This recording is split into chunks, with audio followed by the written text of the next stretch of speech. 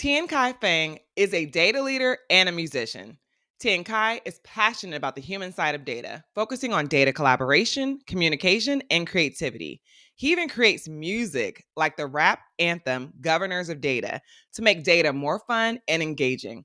With a unique blend of data expertise and musical talent, Tiankai is here to inspire us all. Hello, Tiankai. Welcome to the show. Hello, Amber. Great to be here. I'm so excited to talk with you. So, for the audience, I first saw Tian Kai on LinkedIn. Um, I don't know if someone else, I think another data leader I followed either posted your song and then I started following you. I think it was the song first, and then I started following you. And I thought it was so cool that you were literally mixing the best of both worlds. And I was fascinated by your combination of data expertise and musical expertise. How did you merge these two passions in your life? Yeah, to be fair, I think I was a musician much longer than I was a Mm. data leader, right? So music was first in my life, and then data at some point came later down the line. So for me, it's interesting to talk because I could easily ask the same question about what made me as a musician go into the field of data, right? The other side Yeah. around. But either way, I would say that music was always my biggest hobby, my biggest passion, I would say, in my free time and personal time. And I think part of being professional, especially as a career starter, means that you don't want to show all of your personal sides, right? So for a long time in the Mm. beginning of my career, I just didn't show my musical side too much. But the more time passed, the more I felt comfortable in the way I was at work. And there was a moment, I remember, end of 2019, when there was a lot of frustration around how data and analytics is kind of perceived in the wrong way and not really understood. And it was a lot about being deprioritized and getting resources getting pulled away and so on. And I was just so frustrated that I had to turn into my creativity a little bit and wrote a song called the Digital Analytics Anthem. And for the Mhm. first time ever, actually, I chose to rap as well, which I Mhm. never have done before as a recording artist, let's say, right? Nice. And I did it more as a satire, but at the same time, I meant it with the lyrics and everything I wanted to do. I wanted to have that basically that feeling of being rebellious and not just like vanilla kind of thing about data people too. And it was really nice. And a lot of data people really appreciated it. They really felt heard and they felt it was a nice representation of the data community. So yeah, and that's how it all started, I would say. I then sprinkled more and more music into the way I did things, and it started a bit more internally first, but then I went on LinkedIn a lot more, and there was just more and more people that actually welcomed me the way I was. So I just continued ever since. Yeah. I love that because like you're saying, like that's always been a part of you. Folks who on the outside looking in or folks at work may not have seen that, but I love that you were able to bring in multiple passions and bring them into like an intersection. Like I'm all about talking to folks about my intersections are data, technology, policy, and law. So I love playing in the middle of those and where Hmm. they intersect. That makes me the most happy. So it's really cool to see folks find their intersection and in a way that also pushes everyone else to come along because your posts are very engaging and folks are on them, including your memes, right? Like you share things Absolutely. about data that are like, duh, like that's right. That is exactly right. And it makes it so easy to understand. So I really appreciate that about the work that you're doing. Thank you so much. Yeah. The reality is, though, even though you're doing all this fun, cool stuff with the music, the memes, or whatever to explain data, when I talk about data, most people think it's really dry and a Mhm. boring topic. Also complex, right? A lot of folks I work with folks who are normally not as data literate who want to become more data literate. So I work with Right. governments, et cetera, folks who are trying to grow their data proficiency. But folks feel like it's complex, and then others are like, this is dry, it's just numbers. So, how do you use your creativity and music to make data more approachable and enjoyable for the folks you're trying to reach? Yeah, that's a great question. Creativity, I would say, is the way I process the information. But Mm, I think what's even more important is the way I basically grasp what is the trigger. And what I mean by that is basically data is all around us, right? It's not something that we can deny. It's more about how willingly you want to engage with it. And that either leads you into the field of data, being data literate or not, but generally also how you want to deal with data in your day to day as a professional. And I think a lot about it is also about empathy. So mhm. basically, if there are, let's say, any certain fears around data, then I'm willing to listen. I'm willing to ask why they're so. scared of data, right? What makes them be so not confident around data? Right. And if it's data professionals, it's about what drives you crazy right now, what are the biggest challenges in your life, let's say work life, and yeah, how are you dealing with it? A lot for me is absorbing all that knowledge and then building up a little bit that for myself, it's building up benchmarks and knowing what is all around me and how other people are dealing with things. But also, it makes me a better data leader because I understand how other people are feeling about it. And it's not just me selling it and communicating it. I try to communicate in a way that's relatable, right? And by, Mhm. by knowing, let's say, what actually the stereotypes are as well of people and how they perceive data professionals, I have the freedom to then make fun of it, right? So basically use exactly the stereotype and turn it on its head. It's like making rap music with data. Nobody Yeah. expects it, and it's the opposite of what people might think about how what data people actually do. And I really like to use that element of surprise to then Mhm. basically catch the attention. And while they're here and are engaged with my content and what I have to say, maybe learn something on the way as well. So that's basically how in my brain that works, what I'm doing. I love Yeah. it. And there's one other question I want to just ask you. So I normally ask folks this question because the AI Decodes the System podcast, I'm Amber Ivy, AI are my initials, and I'm trying to Hmm. decode systems and make them more simple for folks. And we talk mostly about data, technology, law, and public policy because those are the areas where I think they're just going to touch our lives into infinity. And I really want folks to understand them. So I often ask folks, how would you explain data to my 2 year old and 8 year old niece? I have two nieces. They're savvy enough because they have Roblox and things like that, but how would you explain it to them and break it down? That's a great question. I would say if they're familiar with Legos and Duplos, right? I think that's Mhm. usually the example I would use. So, playing with Legos and so on, it's nice because they're all colorful, but they also all fit together, and you can basically mix and Mm. match them into different shapes. And this is basically how data works. Let's imagine every Lego piece is a data point, and that is something to it. And you can think about it as in like master data and reference data and whatnot as well, right? So you have basically what is the ID of a Lego thing, and everything is numbered, let's say. And Mhm. then you have attributes like the color or the number of the length or whatever you want to do with it. You have all these things that describe a Lego piece, and that is all data, right? And in the end, you can make more. You can tell stories with it, right? That is how data storytelling Mhm. works. You can also explain to others how the data works and show them what the data can do. And you can also basically do advanced things with it, right? Let's say you start putting like some automatic stuff in there and you have a Lego robot Mhm. that moves as well. That is also how the new world is moving. But yeah, I will always go back, I think, to Lego because that's the thing that kids at least all can relate to. And yeah, it helps to explain it. I love that example even as an adult. I'm Yeah. like, "Oh, wow," because you go from literally when I first played with Legos, right? You make a little like a almost like a little castle or whatever, Yeah. or Yeah. first, honestly, it's not even a castle, it's putting 2 together, and then it's like, "Oh, it's this thing," and then there's more advanced folks who may build a starship, and then there's more advanced Exactly. folks who have a whole thing that's able to operate and move and all this stuff when literally it's just a block or a bit of data that you have there. I love that explanation. So thank you for sharing that. Sure. Super resonates, and I will attribute it to you when I use it in the future. Sure. So let's talk about this rap anthem. So your Hmm. rap anthem, Governors of Data, and for folks who are listening, it will be in the show notes, so you'll be able to hear it. I'll also probably clip a piece of it to kick off the show. But it's a great example of how you blend data and music. Can you tell us more about the inspiration behind this song and how it helps people better understand data governance? Absolutely.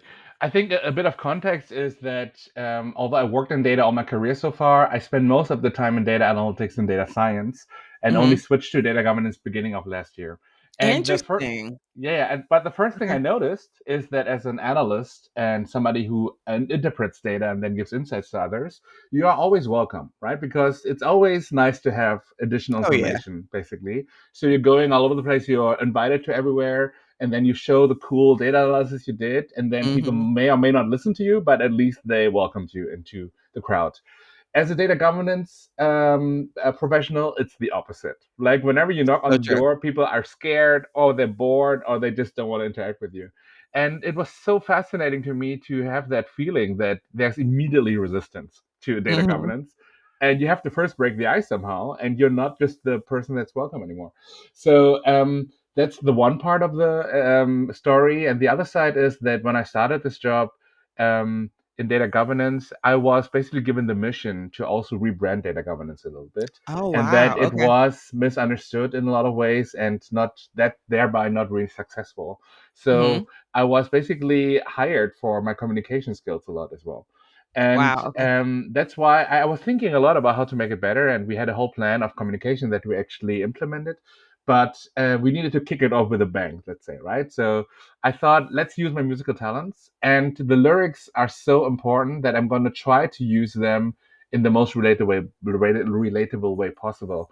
Mhm. So the first few lyrics points that I had were all from the second verse, which actually focuses on pop culture references, right? Like Mhm. if data is the force, then we're the Jedi Council, for example. That was the Mhm. very first line I came up with, as in how do you make it even relatable, and how do you describe it with like one sentence that everybody gets kind of what it means. And then from Mhm. there, I'll build on it, right? So basically, data governance as data Sherpas, not the police, being ambassadors of the world of data, and these Mhm. kind of things. And then I basically turned it into a song. At that point in time, I was familiar with songwriting and putting it on LinkedIn already. So it was like, Oh, that okay. was not the big hesitance anymore. But I think for me to have not been that long in the area, though, and to write it, and usually basically reflecting on what I just learned and then putting it into song was very exciting to me. Mhm. I was very happy that the data governance community was super welcoming to it, right? Like Oh, it became yeah. a thing where everybody asked me if they could show to their friends, if they could basically finally explain to their parents what they're doing, Yes. if they can use it as conferences to break the ice during breaks and so on. And I'm very happy. Like it's for me as a musician, even the most successful song ever that I ever did That's so because cool. of that word of mouth around data governance. So yeah, that's how it all came together. I'm glad you said a few things I wanna, dig into a little bit further. So one, like, yes, data analytics is always like the sexy field, right? That everyone wants the data analyst on their team, but then Yeah. they don't understand that you have to have data governance. Good data governance can get you to that to be an effective data analyst, right? I also work in Right. data governance, so I know where you're coming from. And Absolutely. anytime folks are like, there's someone tells them we needed to launch this data initiative, they're like, oh, well, how do I do it? And often that's how I've worked with folks in the past. But like you said, it's tends to be boring for folks. And folks are Yeah. like, this can't be just it. I remember talking to a leader of a chief data officer in a big city, and he was talking to me and one of my staff members, and he was like, when you all first started us on this, I was like, there's no way this is it. Like, it can't be this simple and this basic. I'm like, but it is. Like, Yeah. data governance is not this complicated thing, but it's so needed. And because it's so simple, I think people often think is not fun, or they try to rush through it to get to data analytics or predictive analytics in the more advanced forms. But I'm like, no, Right. you got to start here. So I love that you figured out a way to help folks see and make it easy to understand, make them see why you need to start with this data governance piece, because that's so important. Absolutely. And I have to say, it did work, of course, also as an icebreaker afterwards to Mm. remove the resistance, right? Back to my very first point. Oh Because yeah, once people have seen a music video about it, they had something to talk about that is fun in the beginning, not right? And not just expect somebody boring to come along and tell them a so list of true. rules they have to follow. So that helped a lot with the first conversations too. I Absolutely. love that. I need to tell folks to use it for that because we literally have, because we're teaching like data governance, data Mhm. inventory, data sharing, building a data governance charter, like all the stuff that's like, even how I said it was not that exciting, right? So we need to make sure you change the image around that often, because I feel like people aren't excited about it. So you try to like get in there and like just say this is something that needs to be done. But I love your approach in that it's not just something that needs to be done, it's something that actually is exciting, because I Mhm. do love the work. I wouldn't be doing it if I didn't love it. So I Absolutely. love that. Same here. Yes. Mhm. So you mentioned that you're excited about, and I know, and we like do a pre-survey, and you talked about the human side of data. Can you talk a little bit about what does that mean to you and why it's essential in today's data-driven world? Absolutely. So I think what I realized is that the data, how data is featured in the media at least, and how I see it being mentioned, is a lot about the technology itself, right? So it's a lot Yep. about, let's say, just recently, of course, all the AI stuff that's going on, but before it Oh was yeah. about data lakes, data warehouses, or lake houses, and data mesh, and all these kind of words that are there, and they're very technology driven. But with any kind of technology, there comes the human side of it, right? Because in the end, Mhm. it's still human beings who use the technology.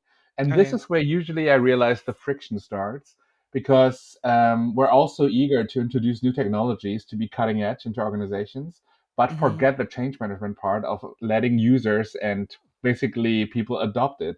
And so it quickly became the thing where I could combine my strength for communication and compassion and empathy Mhm. with my data expertise to basically make this part of the job, right? And make sure that we don't forget the human part of things Right. and really drive this. So, especially in data governance, as I just mentioned, dealing with resistance has been really uh, a really intense journey, but I was able to basically grow through it and then apply my skills in it there.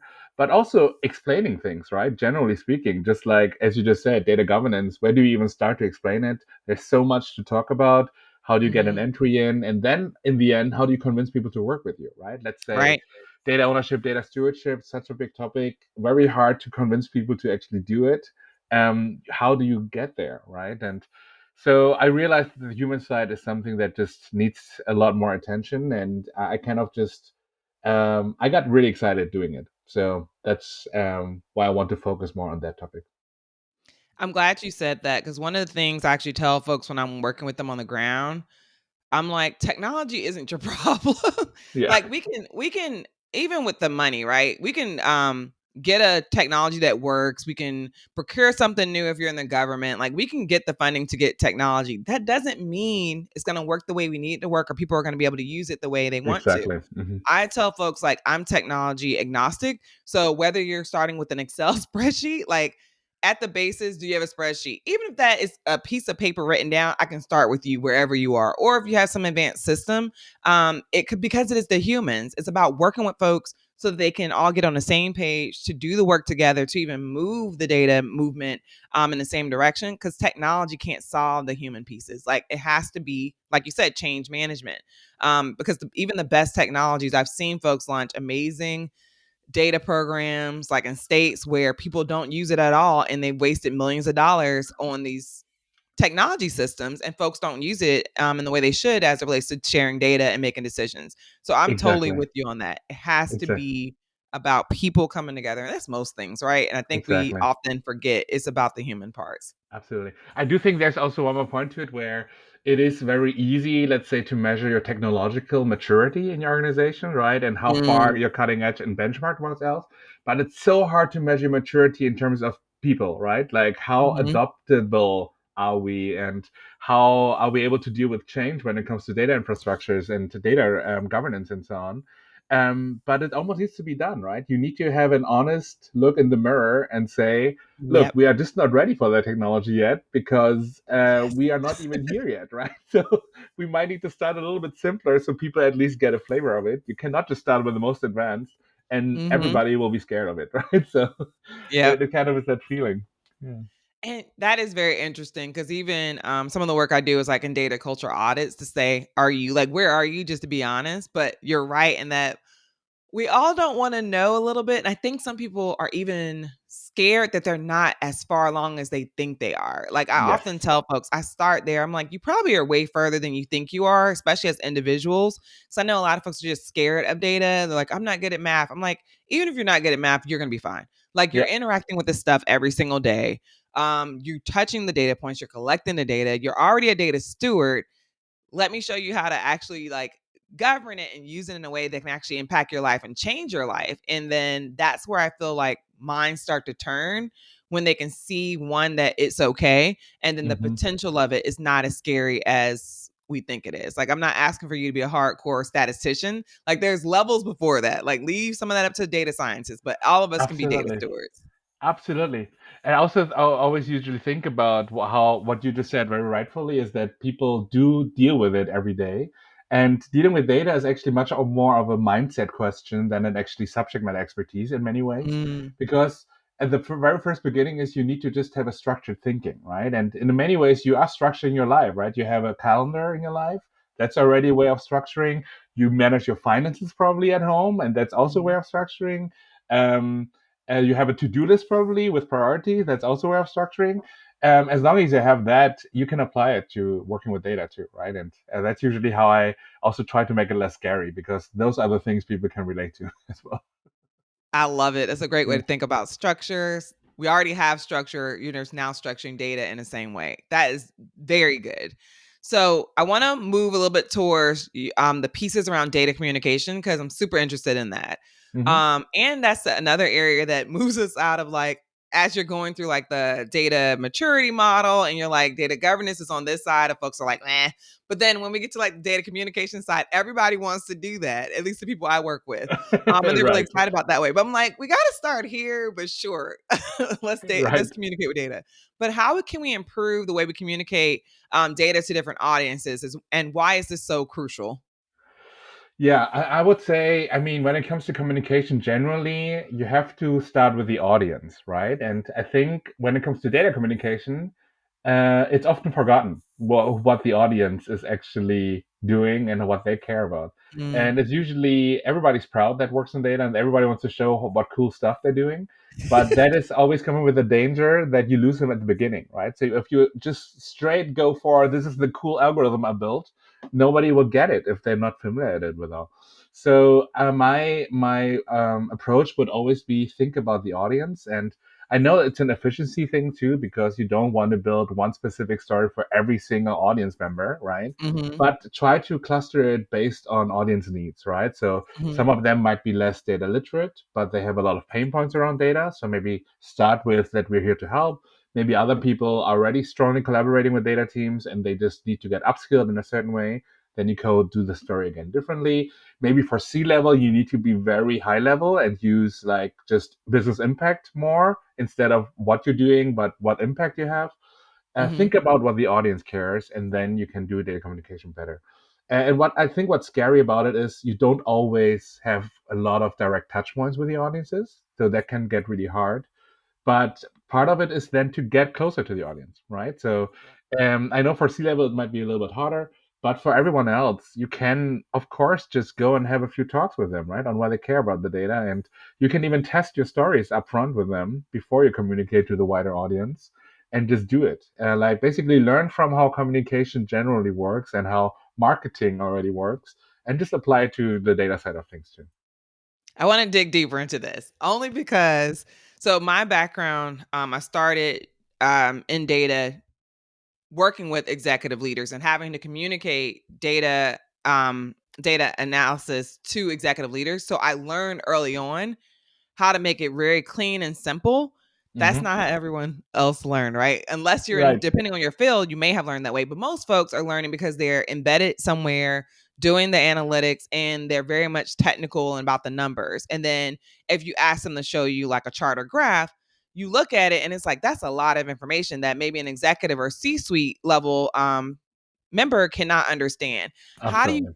recommend a person who is in the weeds learn how to transfer those skills? And I think you kind of said some of it like learning communications, learning marketing. How do you help them transfer all the great work they're doing into something that allows a leader to make a decision? That's a great point. I mean, I would say, generally speaking, again, for me, it comes down to pride, because I know that a lot of the people want to show how much work they put into it, and That's so true. that means usually putting a lot of graphs and data points in. Right? So look at all the Yeah. stuff I analyzed, basically, and unfortunately, that's not how it works for executives and leaders, Mm, right? So and the good news is they're not doubting that you didn't put a lot of work into it, right? But they right. just care about the outcome more and less about how you got there. So a lot about it is just changing the mindset. And in analytics, at least, you have the so what thinking, right? The so basically, okay, all great, you have all the data points, but what am I doing with it, right? So that so Right. what question is usually how prime basically more junior analysts to think a little bit deeper into it. Like, what does it mean? Should we do something? Is it actionable? What would be your recommendation? What are we doing next? And also cleaning up a little bit the visualizations, right? So, do we really need all of the 10 lines in this graph, or is it really just two that you need to show, right? For example, and then it's much cleaner. So, A lot about it actually comes from own experience and just to basically prime them in the right direction, right? Ideally, I would say these people, they need to have the exposure so they get the questions asked from C-level and executives themselves, because Mhm. that's the best way you can learn, right? So being in that moment and being in the crossfire of executives and then being asked questions makes you realize very quickly on what you did well and what you didn't do so well. Mhm. And that also means that as a leader of analysts, you should let them present themselves, not only take the credit on your own and you be the only one presenting all the time, but bring the more junior people in so they can actually get better. So you don't have to then basically do all the nitty gritty yourself anymore and never come out of I love that. I'm gonna start using that today. it. Great. So, thank you so much for breaking that down because, again, I had the, other side of things where I was forced into exactly what you said, where having to be in front of the executive leaders and they're asking questions and very quickly realizing that what I put in front of them may not answer and may not get to the so what. So I had that skilling early, but being able to help junior staff that I work with understand like how to not have 10 like you said 10 list over here, or even if something needs to be a graph, right? Some things may not need to be a chart, may just need to be Absolutely. words. Yes. So there's Yes. different things and strategies there that I really appreciate you sharing. And I know you're a strong advocate for data collaboration. Can you share examples of how you collaborate, and or how collaboration has positively impacted your data projects that you've been involved in? Absolutely. I mean, I think it comes down to me to what is the value of data. And I realized very quickly that data is only valuable if it's being used, right? Yeah. Otherwise, it's just not meaningless. It's just sitting around and nobody's using it, and it costs money. So when it comes to data usage, there's more than only analysts and data scientists using it, though, right? Because it's Hmm. also for operational parts of the business. It's to transmit orders, for example, to vendors and customers, and so on and so on. There's a lot there, and which means that although the data teams would have all the data and method expertise, the business and subject matter expertise to the area of data sits within other functions, right? And that Hmm. means that collaboration is critical. Otherwise, you will never get the full picture. You always have only one side of the picture and missing the expertise over the other side. So that's why even for my team, I set up my team structure into being a relationship focused team structure and not a subject matter expertise team structure to build relationships and really personal relationships with single point of contact on both sides to Hmm. really have trust. And then in the end, of course, also a great collaboration coming out of it. I would say the best collaborations come out of end in great word of mouth, where my team would be even recommended to be worked with by the stakeholders that work with us. And they would basically spread the word for us, right? So, like, oh, you have data quality issues? You should talk to data governance. They're exactly the right team to do it. And then I love it. basically creating advocacy for you. And that is then good. And then you build up a nice perception within your organization as well, right? One thing that I additionally drove was to spread the word about data governance in a better way. And one of the initiatives we did was a data talk show. And what we meant by Mm. that was that one team member of my team and one team member of the stakeholder side, they had a conversation on video basically together, talking about the success of their collaboration. Oh wow. And by using that, it felt less about us bragging about how cool we are, but more about a cross-functional success that everybody could get inspired by or everybody could aim for when working with us. And that really helped. So that really continued also the nice collaboration with everyone.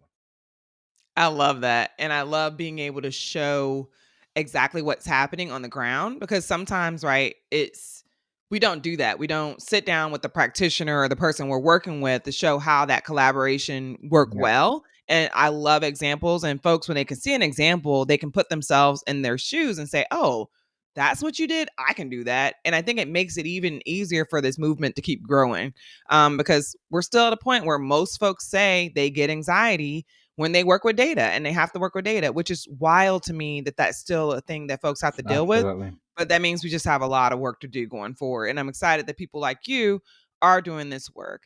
But to that point, the fact that research does show a lot of folks have anxiety around interacting with data and it actually stops them. And literally, I think the research says they spend multiple hours just on the mental part of like getting Hmm. stressed around it. For those who want to dive into this world of data but might feel intimidated, how would you advise them to get started on their journey? Great question. I would say we mentioned it in the beginning, or like earlier already, but it starts with the right mindset, right? I think Mhm. when you first see certain structures in your life, in your day to day, then that's already a great start. And any of those structures can turn into data points for you, right? So, I mean, besides finances and your personal finances, expenses, and income, whatever that is, of course, everybody has to go through that. But even the examples I mentioned about Legos, for example, right? And I know a few people who actually got really crazy and actually cataloged their Legos into like a master data management system. People Nice. can do that, right, if they want to. But also, it's about your happiness, right? So let's say you want to keep a mood journal about yourself, and you have like a mood scale from 1 to 10 every day, and you just kind of give yourself a scale. There's a lot you can do to get started with the data to remove a little bit the business pressure and do it for yourself Mhm. to just Mhm. lose the fear and get started, right? I think the other side is, and it's funny because I never thought that I had to say it, but it feels like people are scared to ask data colleagues for help, like just to get Yeah. upskilled. But actually, all of the data people I met so far are very nice people, and they actually want to help. Right? Oh Everybody yeah. wants other people to get data literate, but for some reason, data science, for example, or data governance has been communicated in such a way that it feels very exclusive and very privileged almost, that Mhm. people don't want to get close to it and kind of are scared to ask for help. But so I would say another step is just ask the next data colleague that you are a little bit closer with for some help. And he will even, or he or she will even tell you probably a lot more from your own business and from that particular context that you're asking about what you need to know to get started as well. Yeah. I love it. That's super helpful. And like you said, just ask for help. Mhm. So I love to ask this question of all guests lastly, and I'll also give you time to promote or talk about any of the stuff you're working on as well.